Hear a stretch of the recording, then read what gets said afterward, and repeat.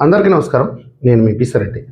మన దేశంలో ఒక పనికి మాలిన వర్గం ఒకటుంది. అంటే వాళ్ళు 1%, 2% ఉంటారు.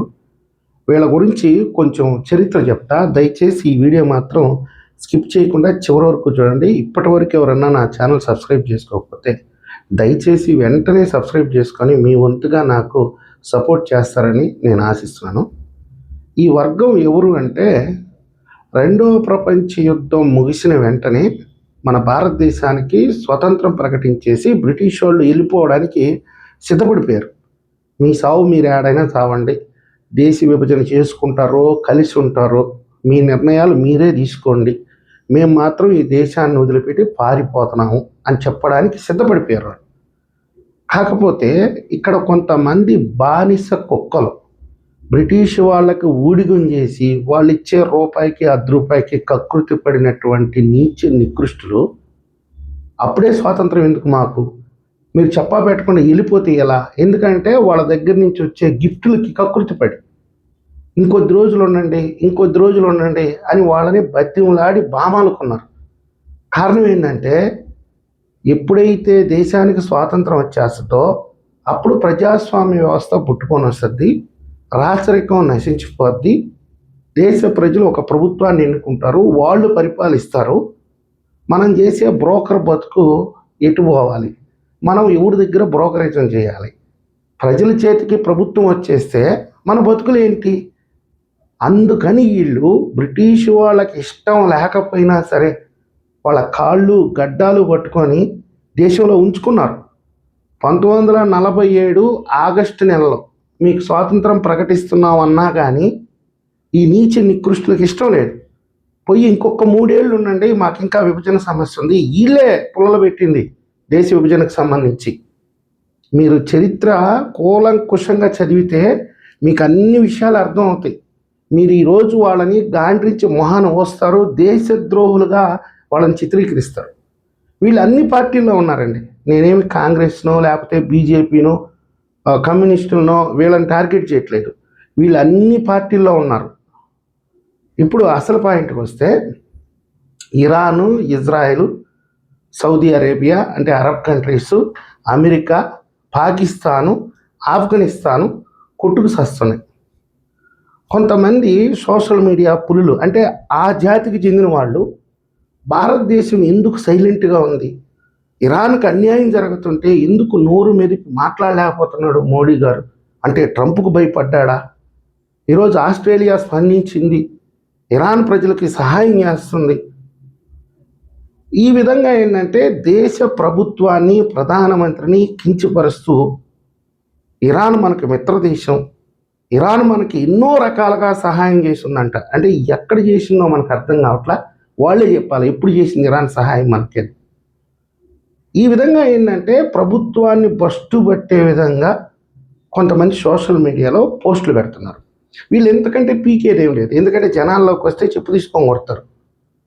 అసలుకి ఈ జరుగుతున్న యుద్ధంలో మనకేం సంబంధం అండి, వాళ్ళు బలిసి కొట్టుకుంటున్నారు. మనకేమన్నా అరనయా పైసా దానివల్ల ప్రయోజనం కానీ నష్టం కానీ ఏమన్నా ఉందా. వాళ్ళ ముడ్డి కింద కూర్చొని తిన్నా తరగన సంపద పెట్టుకొని దాన్ని వెలికి తీసుకోలేక మతాల మధ్య చిచ్చు పెట్టుకొని అంతా వాళ్ళే అన్నదమ్ములే వాళ్ళు మొత్తం. ఇప్పుడు షియాలు కానీ సున్నీలు కానీ ఇప్పుడు వాళ్ళుండే జూసులు కానీ వీళ్ళందరూ కూడా అన్నదమ్ములే. వాళ్ళు కూర్చొని మాట్లాడుకుంటే అయిపోద్ది. కానీ నిన్నగాక మొన్న ఏమన్నా వాళ్ళ మధ్య ఈ వివాదాలు వచ్చినాయంటే నిన్నగాక మొన్న వచ్చింది కాదు. మనకి స్వాతంత్రానికి పూర్వం దాదాపుగా 1800 సంవత్సరం నుంచి వాళ్ళ మధ్య వైరం నడుస్తూనే ఉంది. మనకేం సంబంధం అది, మనం ఎందుకు అందులో జోక్యం చేసుకోవాలి, దారిని పోయే దరిద్రాన్ని తీసుకొచ్చి మన ముడ్డి కింద ఎందుకు పెట్టుకోవాలి. ఆ రోజు ట్రంప్ చెప్పబట్టే ఆపరేషన్ సింధూరు మోడీ గారు ఆపేసాడు. అంటే ఈరోజు ఆ ఇష్యూని తీసుకొని వస్తున్నారు. మోడీ భయపడ్డాడు ట్రంప్కి, ఈరోజు మోడీ ధైర్యం చేసి ఇరాన్కు అనుకూలంగా మాట్లాడలేకపోతున్నాడు. మీకు బుద్ధి జ్ఞానం ఉంటే ఈ మాట అయితే అసలు మాట్లాడరు.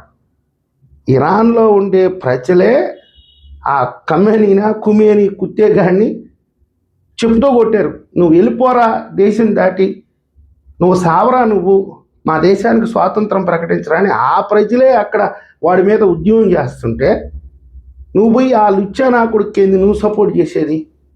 ఆ ప్రజలు ఎప్పుడూ మనతో మంచిగా ఉంటారు. భారతీయులంటే ఇరాన్ ప్రజలకు చాలా ఇష్టం, గౌరవం. ఆ దేశంలో ఉండే రాజకీయ పరిస్థితుల్ని నువ్వు అవగాహన చేసుకోకుండా ఈరోజు వాడు చచ్చిన దానికి సంబరాలు చేసుకుంటా ఉంటే మళ్ళీ వాళ్ళ భయం ఉంది.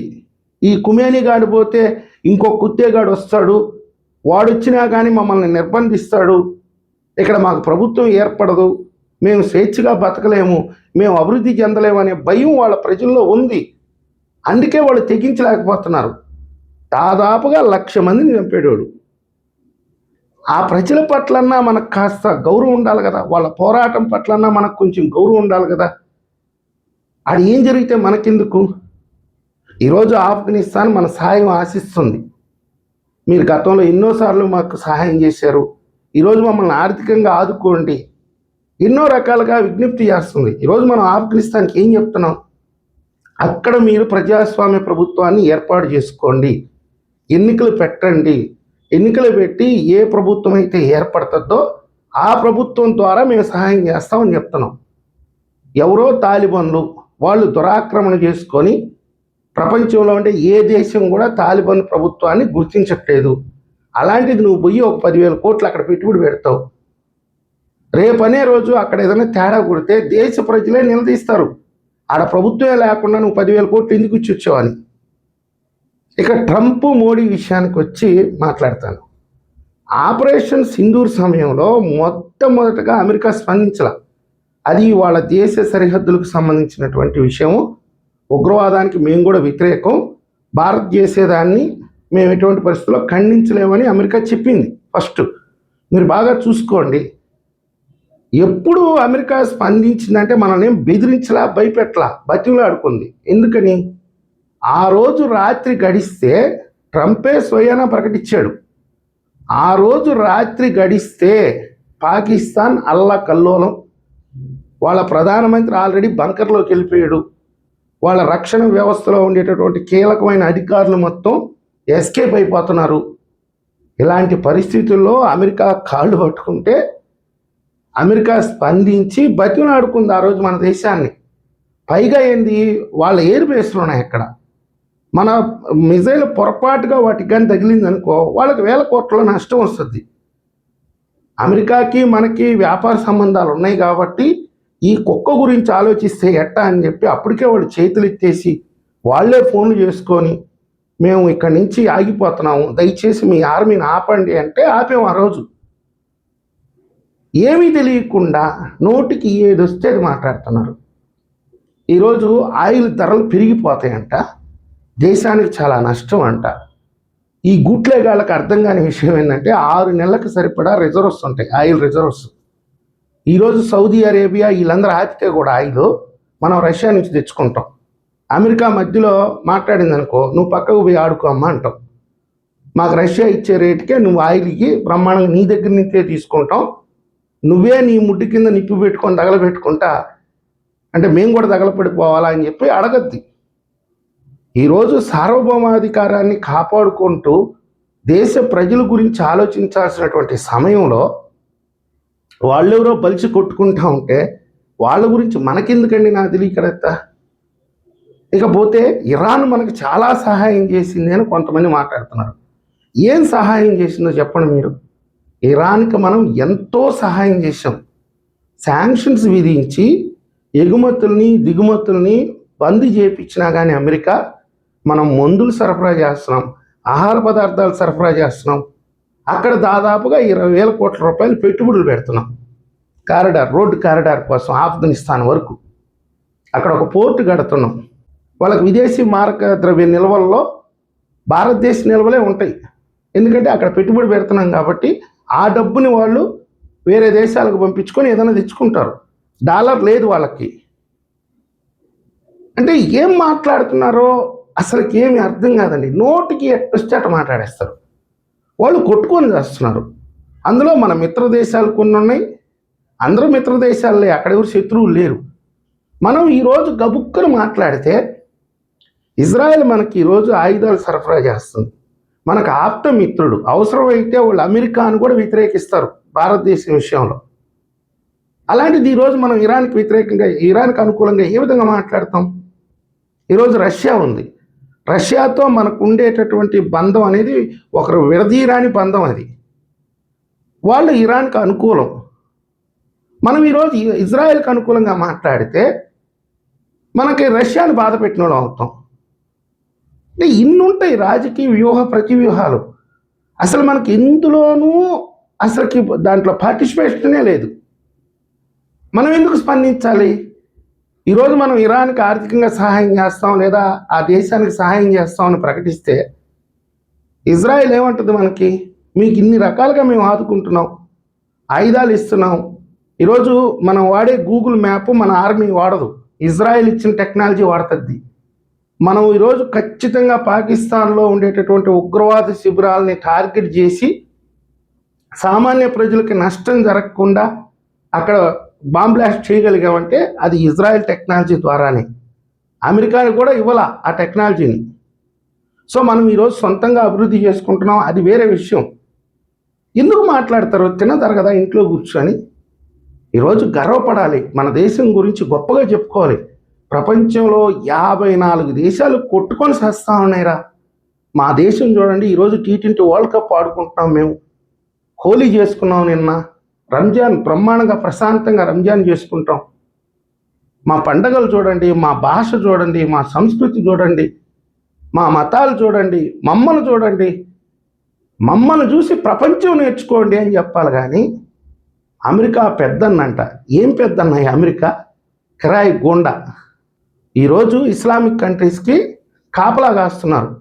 అక్కడుండే ఆయిల్ దొబ్బుకోపోయి ఆయా దేశాలకి కాపలా కాసి అమెరికా సైన్యాన్ని ప్రాణాలు పణంగా పెడుతున్నారు. అమెరికన్ సైన్యం చనిపోతుంది అక్కడ. నా దేశ సైనికుడు వేరే దేశం కోసం ప్రాణం పోగొట్టుకుంటే ఓర్చుకోగలమా మనమైతే? మన దేశ సైనికుడు ఏ శ్రీలంక కోసమో మయన్మార్ కోసమో ప్రాణం పోగొట్టుకుంటే మనం ఈరోజు ప్రభుత్వాన్ని నిలదీస్తాం. కానీ అక్కడ ప్రజలు ఒక్క మాట కూడా మాట్లాడట్లా. డబ్బు వస్తుంది మనకు చాలంతే, ఎవడు చేస్తే మనకి ఎందుకు అన్నట్టుగా. మనం ఉండగలమా? మన సైనికులను పోగొట్టుకొని డబ్బు వస్తే చాలు మాకు. అదే సౌదీ అరేబియాకో ఆ ఇస్లామిక్ కంట్రీస్కో మన సైన్యం కనుక కాపలా కాస్తే వాళ్ళ ఆయిల్ మొత్తం మనకే ఇస్తారు, రూపాయికో 10 రూపాయికో. కానీ ఒక్క ప్రాణం పోతే మనం ఓర్చుకోగలమా? ఏదైనా సరే కొంచెం విజ్ఞతతో మాట్లాడండి. తెలియని వాళ్ళకి చెప్పండి వివరించి. మనకు సంబంధం లేని గొడవరా అది. ఈరోజు మనల్ని చూసి వాళ్ళందరూ ఏడవాలి. చూడండి ఇండియా ఎంత అభివృద్ధి చెందుతుందో, ఎంత ప్రశాంతంగా ఉన్నారో. ఈరోజు మనకు ఆయిల్ రాకపోయినా ఒక 6 నెలలు ఇబ్బంది ఏం లేదు. ఇంకా గొప్ప విషయం చెప్తా, ఇంకొక 3 సంవత్సరాల తర్వాత మనకి గ్రీన్ హైడ్రోజన్ వస్తుంది. దేశ అవసరాల్లో 20% గ్రీన్ హైడ్రోజన్ ఉపయోగించుకోవాలని మొన్న విశాఖపట్నంలో కూడా 1.5 లక్షల కోట్ల రూపాయల పెట్టుబడితో గ్రీన్ హైడ్రోజన్ ప్లాంట్ని సాక్షాత్తు ప్రధానమంత్రి శంకుస్థాపన చేశాడు. కూటమి ప్రభుత్వం అధికారంలోకి వచ్చిన తర్వాత చిన్న చిన్న ప్లాంట్స్ అన్నీ ఓపెన్ అవుతూ ఉన్నాయి. దాదాపుగా 3 సంవత్సరాల తర్వాత 20% మనం గ్రీన్ హైడ్రోజన్ ఉపయోగించుకోబోతున్నాం, సోలార్ విద్యుత్ ఉపయోగించుకోబోతున్నాం. అనేక రకాలైనటువంటి ప్రయోగాల కోసం ఈరోజు 50,000 కోట్ల రూపాయలు ఖర్చు పెడుతున్నారు ఏడాదికి. ఎందుకని? ఇలాంటిది ఎప్పుడో వస్తుంది, వీళ్ళు తగలబెట్టుకొని సస్తారు, ఆ రోజు మనం ఇబ్బంది పడకూడదని అన్ని రకాల ప్రయత్నాలు ఈరోజు మన ప్రభుత్వం చేస్తుంది. అన్ని దేశాలని చూసి మనం నవ్వుకోవాలి. ఇంట్లో కూర్చొని టీవీ చూస్తా కొట్టుకు చావంటారు నా కొడకలారు, ఆడైన దుక్కు సావడం మీరని. అలాంటిది వదిలేసి వాడి సంకలో ఏలు పెట్టలేదు, వాడి నోట్లో ఏలు పెట్టలేదు. ఏం పనికి మాలిన ఈక్వేషన్స్ రా మీవి? ఏం అభిప్రాయాలు రా మీ? నాకు అర్థం కావట్లేదు. కొంచెం బుద్ధి జ్ఞానం ఉండాల్సిన అవసరం లేదా? దయచేసి ప్రతి ఒక్కరూ అర్థం చేసుకోండి. ఈ వీడియో మీకు నచ్చినట్లయితే లైక్ చేయండి, సబ్స్క్రైబ్ చేయండి. ధన్యవాదాలు.